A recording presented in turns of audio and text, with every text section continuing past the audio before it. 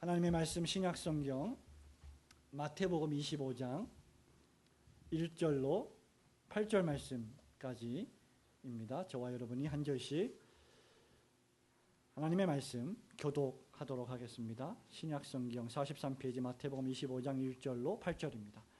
그때 천국은 마치 등을 들고 신랑을 맞으러 나간 10 처녀와 같다 하리니 그 중에 5은 미련하고 5은 슬기 있는지라. 미련한 자들은 등을 가지되 기름을 가지지 아니하고 슬기 있는 자들은 그릇에 기름을 담아 등과 함께 가져갔더니 신랑이 더디오므로 다 졸며 잘세. 밤중에 소리가 나되 보라 신랑이로다 맞으러 나오라 하매 이에 그 처녀들이 다 일어나 등을 준비할세. 미련한 자들이 슬기 있는 자들에게 이르되 우리 등불이 꺼져가니 너희 기름을 좀 나눠달라 하거늘. 아멘. 하나님께서 이 말씀을 통하여 우리에게 오늘도 깨닫게 하시는 은혜가 있기를 소원합니다. 17세기 영국 청교도의 가장 대중적인 설교자이시며 또한 작가 가운데 한 분이 계신데 그분이 리처드 백스터라고 하는 목사님이십니다.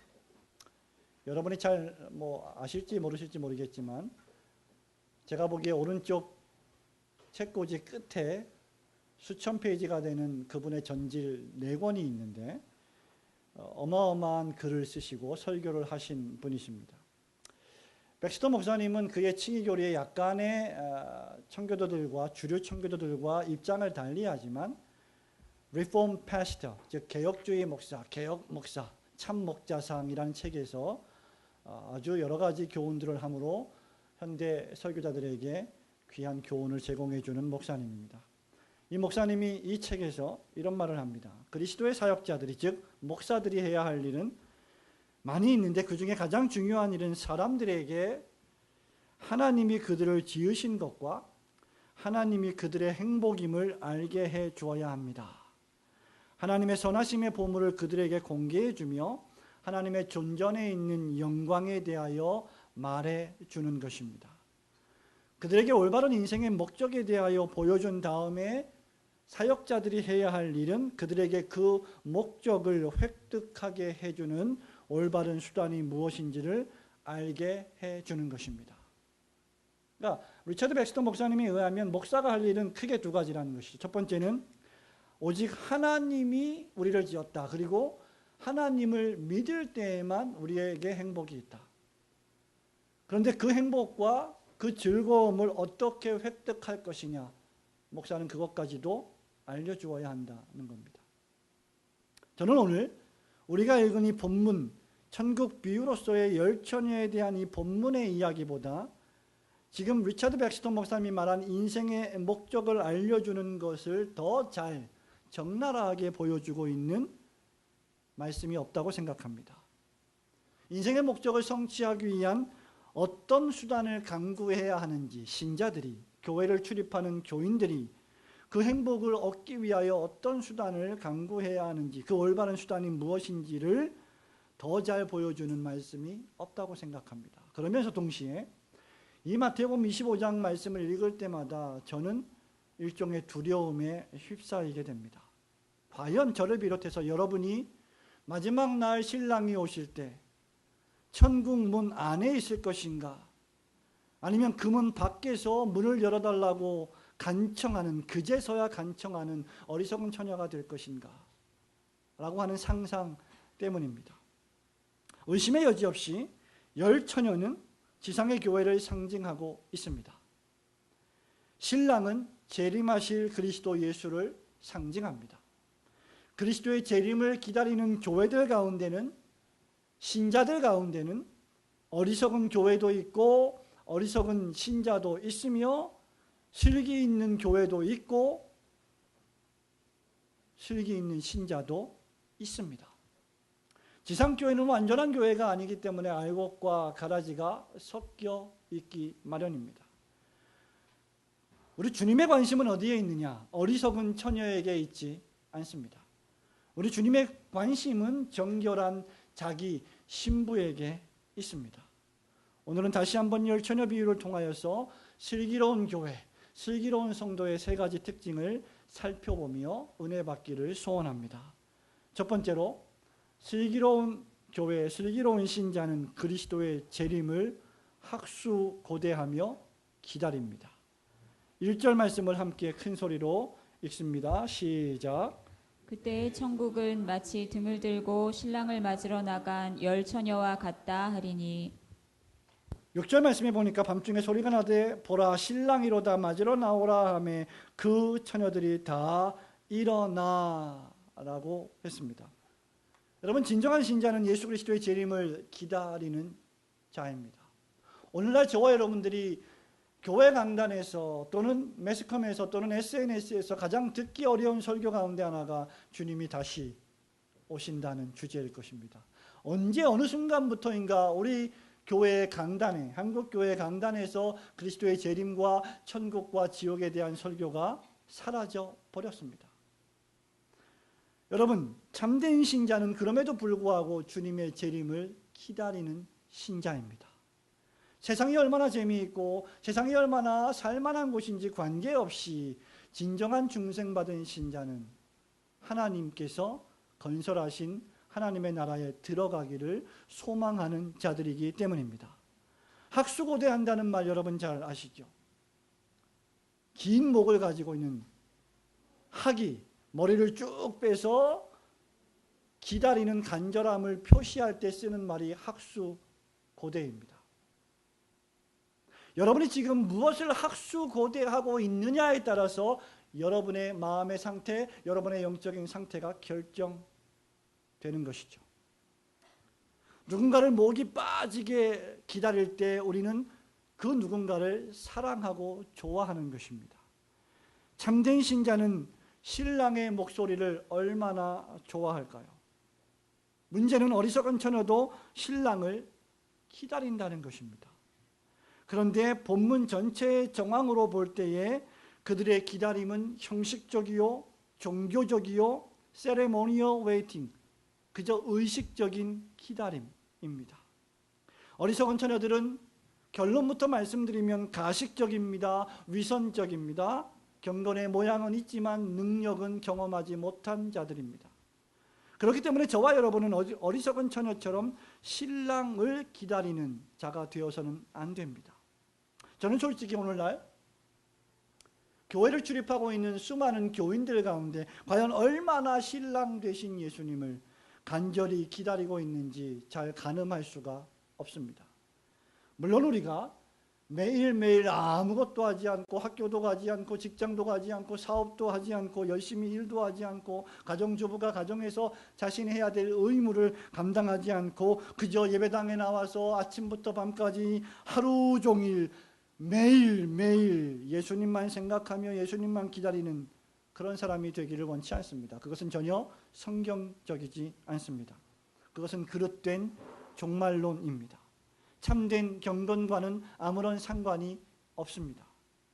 가족을 부양하기 위하여서 열심히 땀을 흘리며 가장이 일하는 것이 경건입니다. 가족을 부양하기 위하여 열심히 일하지 않으면서 예배당에 앉아 재림만 기다리는 것은 전혀 경건한 자의 모습이 아닙니다. 그러나 그렇다고 해서 저와 여러분의 삶을 돌아볼 때 우리는 과연 정말 예수님을 기다리고 있습니까? 우리는 더디 오는, 더더군다나 빨리 오시지 않고 더디 오고 있는, 그래서 아예 오지 않을 것 같이 느껴지는 그 신랑을 우리는 과연 지금 기다리고 있느냐는 것입니다. 여러분, 신랑이 더디 온다고 했습니다. 그래서 5절에 보니까 다 졸며 다 잔다고 했습니다. 그러나 진정한 신자는 신랑이 더디 올 때조차도, 즉 그리스도 예수의 재림이 좀 늦어지는 것 같이 보여도 여전히 인내하며 기다려야만 합니다. 사실 신랑이 더디 오시는 것은 무엇입니까? 저와 여러분을 위한 은혜의 표시입니다. 가식적인 자, 위선적인 자, 종교적인 자들이 회개하여 진정한 중생의 체험을 하고 하나님을 경험하고 자신의 죄인임을 깨닫고 하나님 앞에 나와 예수님을 영접하기를 하나님은 오래 참고 기다리시는 것입니다. 여러분의 전도의 말씀, 여러분의 친구의 복음 전도의 말씀을 통하여서 그 친구가, 그 가족이, 그 친지가 예배당에 나와 목사의 설교를 들어 그 말씀을 받아 회개하고 구원에 이르기를 바라시는 하나님의 사랑의 마음이 표현되어 있기 때문에 더디 오시는 것입니다. 베드로후서 3장 9절에 보면 하나님은 아무도 멸망치 않고 모든 자들이 회개하여 구원받기를 원하시는 사랑의 하나님이시라고 베드로는 묘사하고 있습니다. 그렇기 때문에 재림이 지체되는 것은 하나님의 긍휼입니다. 은혜입니다. 성도 여러분, 오늘 당장 주께서 재림하신다고 상상해 보십시오. 과연 저와 여러분은 주님을 맞을 준비가 되어 있습니까? 그리스도의 재림이 지체되는 이유를 우리는 완전히 다 알 수 없지만 그 한 가지는 지금 하나님이 오래 참으시고 은혜를 베푸시기 때문입니다. 등불을 준비하고 그 등불을 오래 밝힐 수 있는 기름을 준비할 시간을 허락하시는 것입니다. 지금은 은혜 받을 만한 때입니다. 지금은 그 은혜가 여기저기 아주 값싼 것처럼 널려 있는 시대입니다. 그럼에도 불구하고 사람들은 그 은혜를 소중히 여길 줄을 모릅니다. 때가 차서 하나님의 택한 백성들의 수요가 다 차면 그리스도 예수께서 재림하실 것입니다. 그때는 그 문을 열어달라고 간청하고 애원해도 그 문은 다시 열리지 않을 것입니다. 그럼에도 세상 사람들과 악인들은 교회를 조롱합니다. 진정한 신자를 거짓말을 꾸며내서 중상모략합니다. 조소합니다. 그리스도의 재림을 농담으로 여깁니다. 그런 사람들은 신약시대에도 있었고 오늘날에도 있습니다. 그리스도의 재림이 있다고? 예수님이 재림하신다고? 하나님이 이 세상을 창조하셨다고? 하나님이 죄를 심판하신다고? 나 지금 좀 심판해보지. 얼마나 저와 여러분의 귓가를 향하여서 직접적으로 간접적으로 우리를 비판합니까? 아니, 제가 보기에 그럼에도 불구하고 저와 여러분이 오늘날 그런 욕을 먹지 않는 것 같습니다. 왜냐하면 우리가 그리스도의 재림을 간절하고 열망적으로 기다리고 있지 않기 때문이죠. 오늘날 세상을 보십시오. 너무나 쾌락적입니다. 너무나 자극적입니다. 너무나 즐겁습니다. 여러분 TV를 켜보십시오. 어느 것 하나 여러분의 귀를 사로잡지 않는 것이 없습니다. 그러는 사이 우리는 새까맣게 그리스도의 재림을 망각합니다. 교회는 어떻습니까? 이슬람 문제, 동성애 문제, 사회정의구현, 이웃사랑, 기독교 윤리에 함몰되어서 정말 그리스도의 재림을 생각하고 있는지 우리는 돌아볼 줄 알아야 합니다. 그러나 그럼에도 불구하고 진정한 교회는, 진정한 신자는 재림을 사모해야 합니다. 전 교회와 전 성도의 한 가지 유일한 존재 목적이 있다면 그것은 바로 교회의 신랑이신 그리스도 예수를 기다리는 것입니다. 그리스도는 마침내 재림하실 것이기 때문입니다.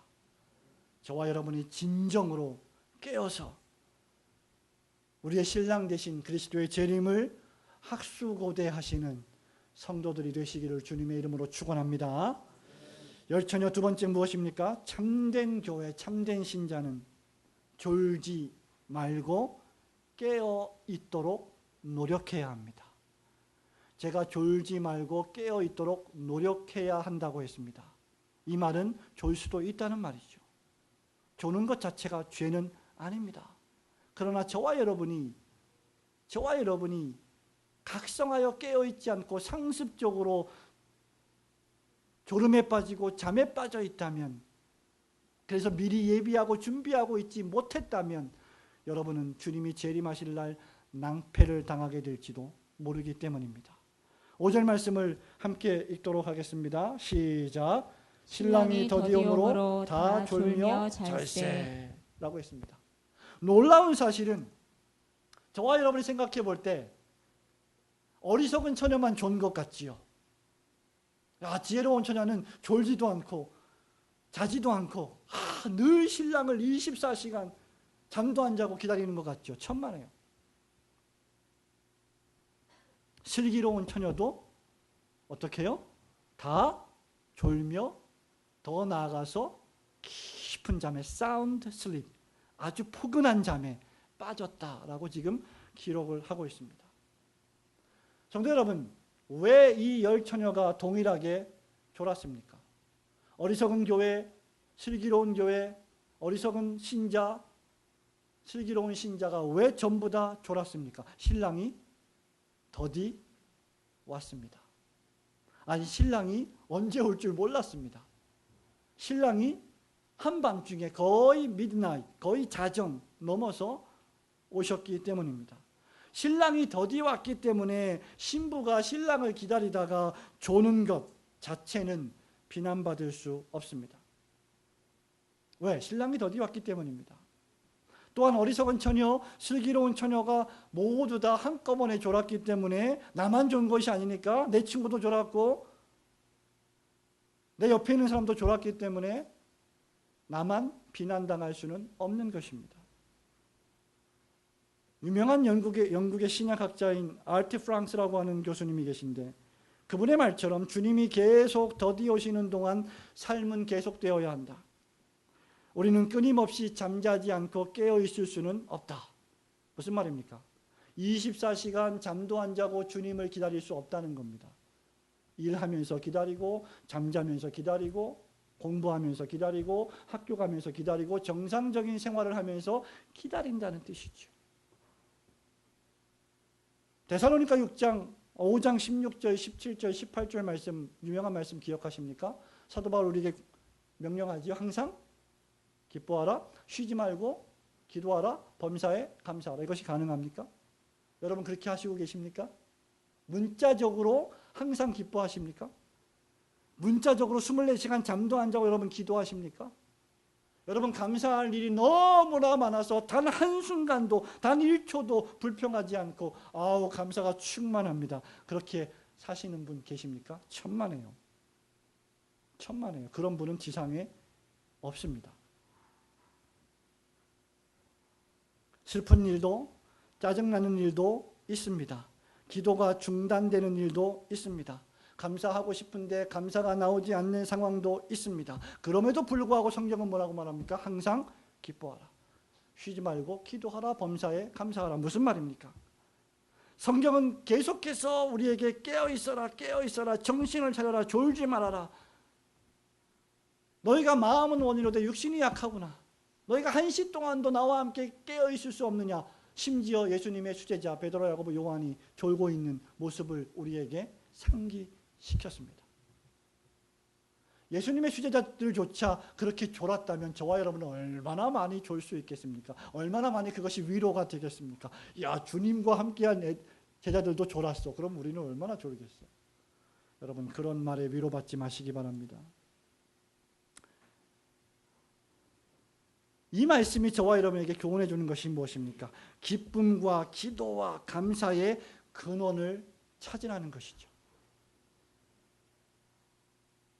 우리가 잠시 잠깐 절망하고 낭망할 수는 있지만, 그래서 감사가 터져나오지 않을 수도 있지만 그것조차도 감사하게 만드는 원동력이, 뿌리가, 근원이 우리에게 있다. 그것이 바로 예수 그리스도의 십자가다.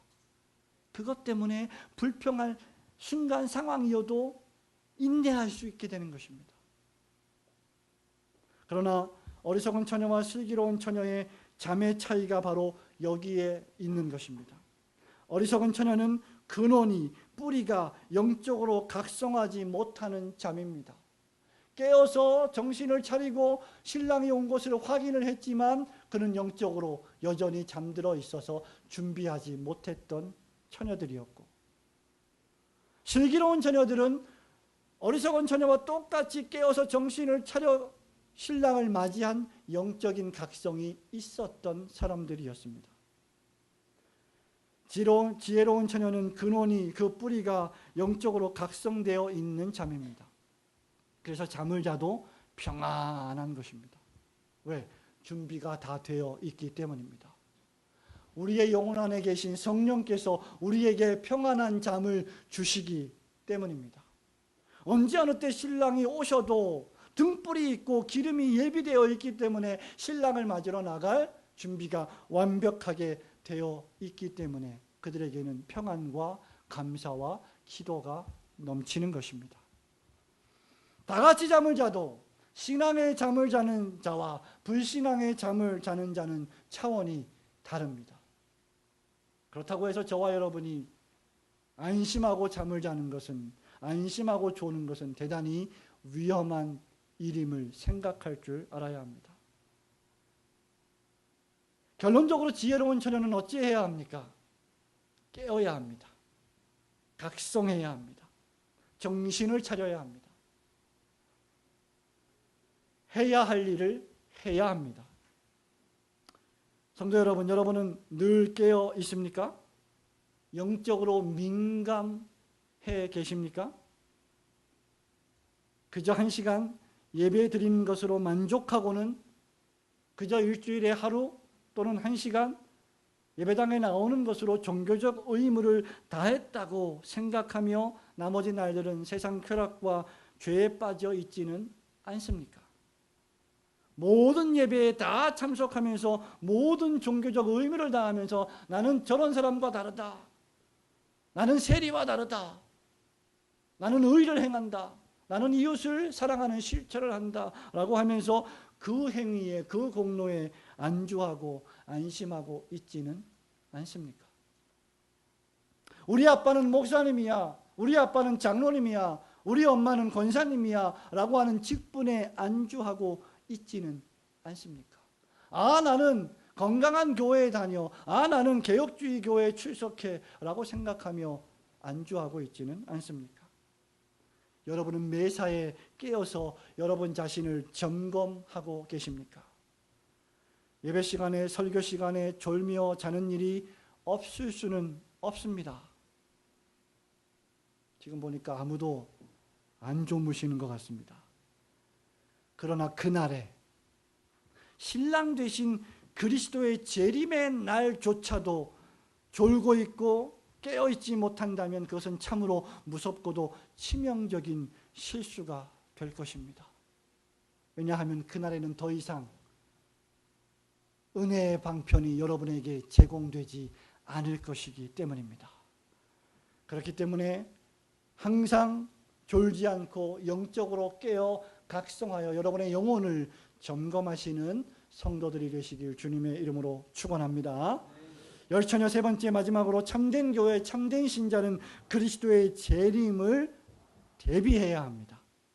그리스도의 재림을 준비해야 합니다. 준비, 대비라고 하는 것은 막연하게 기다리는 것을 뜻하지 않습니다. 아무 일도 하지 않고 가만히 있는 것은 준비가 결코 아닙니다. 참된 신자, 진정한 신자는 준비해야 합니다. 7절과 8절 말씀을 함께 읽습니다. 시작. 이에 그 처녀들이 다 일어나 등을 준비할세. 미련한 자들이 슬기 있는 자들에게 이르되 우리 등불이 꺼져가니 너희 기름을 좀 나눠달라 하거늘. 아멘. 10절에 보니까 저희가 살아간 동안에 신랑이 오므로, 그 다음 말씀 함께 읽습니다. 시작. 예비하였던 자들은 함께 혼인잔치에 들어가고 문은 닫힌지라. 슬기로운 처녀는 예비한 자들입니다. 준비한 자입니다. 유사시에 대책을 세운 처녀들, 신자들, 성도들이었습니다. 여러분, 왜 우리가 그리스도의 재림을 준비해야 합니까? 이유는 그리스도의 재림이 밤늦게 오기 때문입니다. 5절에 신랑이 더디용으로 다 졸며 잘세.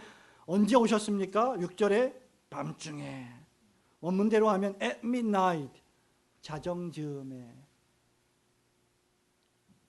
거의 잠에 들어서 깨어있지 못하는 시간에. 일반적으로 이 말은 언제 어떤 정확한 시간에 올지 모를 때 사용되는 표현이 밤중에입니다. 성경의 밤중에라고 하면 그날을 예측하기가 어렵다는 것이죠. 마태복음 24장 43절 말씀을 보십시오. 너희가 알지 못함이니라 너희도 아는 바니 만일 집주인이 도적이 어느 경점에 올 줄 알았더라면 깨어있어 그 집을 뚫지 못하게 하였으리라. 25장 13절을 보십시오. 함께 읽어볼까요? 시작. 그런즉 깨어있으라. 너희는 그날과 그 시를 알지 못하느니라. 그래서 대비해야 하는 것입니다. 우리 신자들이 너무 그저 한 번 예수님 믿으면 아무 준비 없어도 무조건 다 천국에 갈 것이라고 하는 값싼 믿음에 안주하고 있습니다. 그래서 준비하지 않습니다. 그래서 자기 자신을 성찰하지 않습니다. 그러나 진정한 믿음은 내 그 믿음이 진정한 신앙의 행위와 열매를 맺고 있는지를 날마다 점검하는 믿음입니다. 그렇기 때문에 준비하죠. 그렇기 때문에 예비하죠. 군인은 유사시에 전쟁을 대비하기 위하여 무엇을 합니까? 훈련을 합니다. 전쟁은 벌어지지 않을 거야. 국지전 같은 것들은 없을 거야. 적이 도발하지 않을 거야. 우리는 그냥 군대에서 2년 동안 편히 먹고 마시고 쉴래라고 했을 때 대비하지 않는다면, 준비하지 않는다면 그는 총을 쏠 줄 모르게 될 것입니다. 그리고 전투에서는 패배하게 될 것입니다. 여러분, 어저께 프로야구 올스타전이 있었습니다. 저는 볼 시간이 아쉽게도 없었는데요. 퓨처스 올스타전도 있었지요. 메이저리그로 치자면 마이너리그, 2부 리그, 트리플 A, 더블 A, 싱글 A. 싱글 A에서 잘해야 더블 A에 올라가고, 더블 A에서 잘해야 마이너리그인 트리플 A에 올라가고, 거기서도 잘해야 드디어 대망의 소망하는 어디로? 메이저리그 야구로 올라가서 경기를 할 수 있는 것이죠. 그 메이저리그에 올라가고 싶어 하는 사람들이 올라가고 싶어 하는 마음만 있고 아무런 훈련도 하고 땀도 흘리지 않는다면, 어느 날 감독이 찾아와서 유사시에 너 준비가 되었냐? 내가 너를 메이저리그에 1군에 데려가고 싶다. 기량을 한번 보자 라고 할 때 투수가 시속 100km도 안 나온다면 그는 절대로 감독의 선택을 받지 못할 것입니다. 후보 선수는 언제 한번 감독님이 불러줄지 몰라서 남모르는 피나는 훈련을 하고 있습니다. 과연 저와 여러분이 그리스도의 재림을 그렇게 대비하고 있습니까? 에이, 목사님, 뭐 이렇게 걱정을 하십니까? 저는 어느 정도 예수님 오실 때를 제가 천기를 분별해 보니까 제가 조금 알겠는데요. 지금은 아닙니다. 아직은 아닌 것 같아요. 그리고 그때 오실 때쯤 제가 좀 열심히 좀 믿어보겠습니다. 지금은 제가 좀 할 일이 많아요. 제가 좀 사업도 좀 변창시켜야 되고, 우리 딸, 우리 아들도 좀 시집도 보내야 되고, 대학도 좀 졸업시켜야 되고, 내가 지금 구상하고 있는 게 많은데 교회까지 나갈 여유가 제가 없습니다. 예, 마음대로 하십시오. 그때는 늦습니다. 정말입니다. 그때는 늦습니다. 주님이 오실 때, 신랑이 오실 때, 만약에 여러분의 등불에 기름이 없다면, 여러분이 신랑을 만나지 못한다면, 만약 신랑을 알아볼 수 없다면 어떻게 되겠습니까?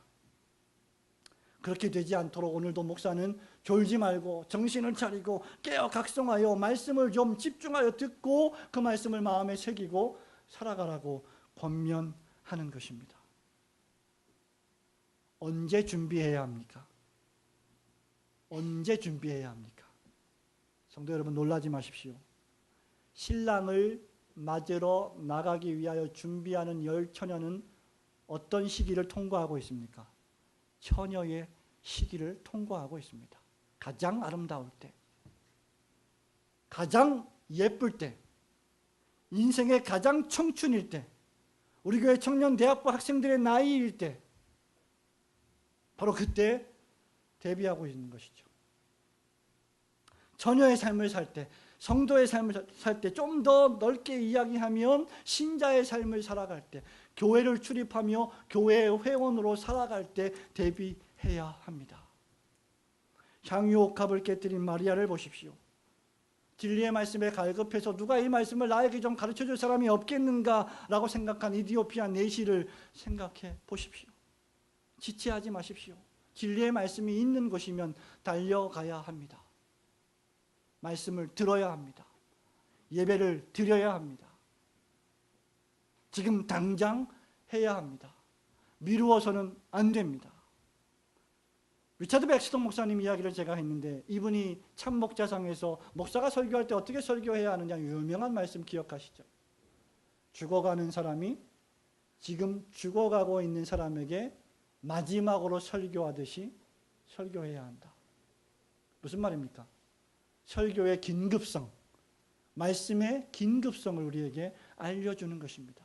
저와 여러분의 인생에 언제 어느 때 무슨 일이 벌어질지 우리는 도무지 예측할 수가 없습니다. 어제 멀쩡했던 사람이 오늘 세상을 떠납니다. 어제 나와 만났던 사람이 내가 복음을 전하지 못했는데 내일 세상을 떠나는 일이 우리 주변에서 벌어지고 있습니다. 언제까지 미루시겠습니까? 다음에 다시 못 만날 것처럼 간절한 마음으로, 진정한 마음으로 복음을 말해야 합니다. 그리고 그 준비를 해야 합니다. 청년 대학생 여러분, 지금부터 대비하십시오. 준비하십시오. 젊은이 여러분, 시간은 그렇게 넉넉하지 않습니다. 어떻게 준비해야 합니까? 3가지 방법입니다. 깨어 있어야 합니다. 2번째, 등을 가져야 합니다. 3번째, 기름을 준비해야 합니다. 깨어 있는다는 것은 성령의 역사하심을 통하여 각성된 마음을 갖는다는 것이고, 등을 가진다고 하는 것은 말씀을 가진다는 것이고, 기름을 가진다고 하는 것은 그 등의 심지를 타오르게 하는 힘을 얻는다는 것입니다. 영적으로 보자면 이 기름은 하나님의 은혜입니다.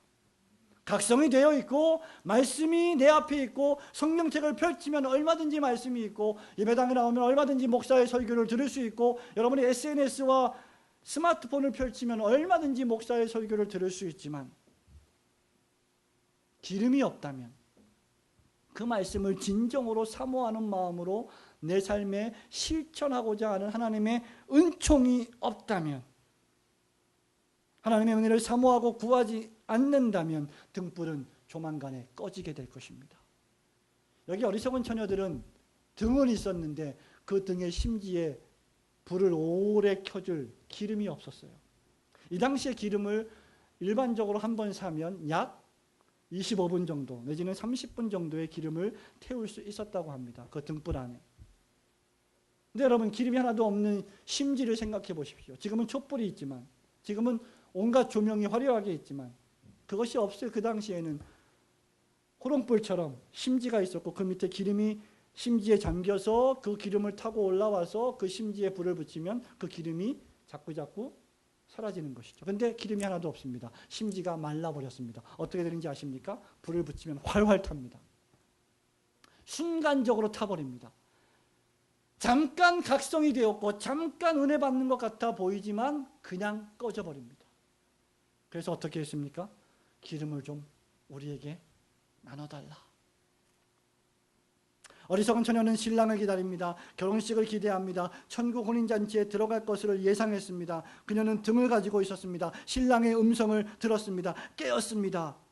그러나 결정적으로 기름을 준비하지 않았습니다. 다른 처녀에게 기름을 나눠달라고 간청합니다. 신랑이 오셔서 신부를 도무지 모른다고 말합니다. 결국 10절에 보니까 결혼식에 들어가지 못합니다. 여러분, 이 당시에 결혼식을 하게 되면 신랑과 신부가 이미 몇 차례 대면을 하고 결혼을 허락한 다음에, 결정한 다음에 신랑이 신부를 데리러 와서 데려가는 것이 그 당시의 관례였습니다. 그러니까 신랑이 신부를 모를 수가 없지요. 모를 수가 없습니다. 신부가 신랑도 모를 수가 없습니다. 그런데 우리 주님이 왜 모른다 하십니까? 무슨 말입니까? 이 어리석은 처녀들은 위선자이다. 무늬만 그리스도인이었다. 모습만 그리스도인이었다는 것을 우리에게 시사해 주는 것입니다. 그들은 마지막에 절망하는 자들입니다. 등은 있는데 불이 꺼져가니까 얼마나 황당한 일입니까? 그러나 지혜로운 처녀는 준비된 자들이었습니다. 아니 늘 준비되어 있는 처녀들이었습니다.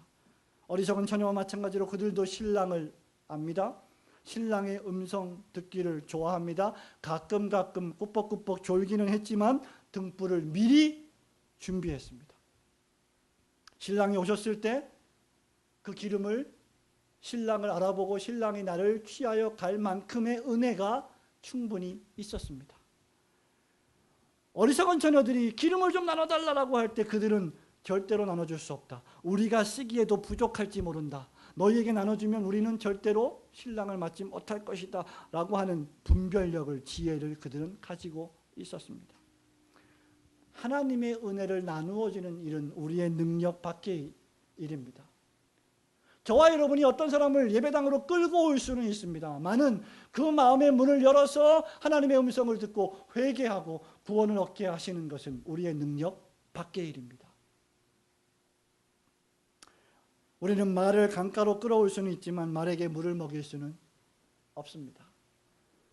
그러니 목사님, 저는 끌어오는 일은 안 하겠습니다. 물을 먹일 수 없으니. 그럴 수 없지요.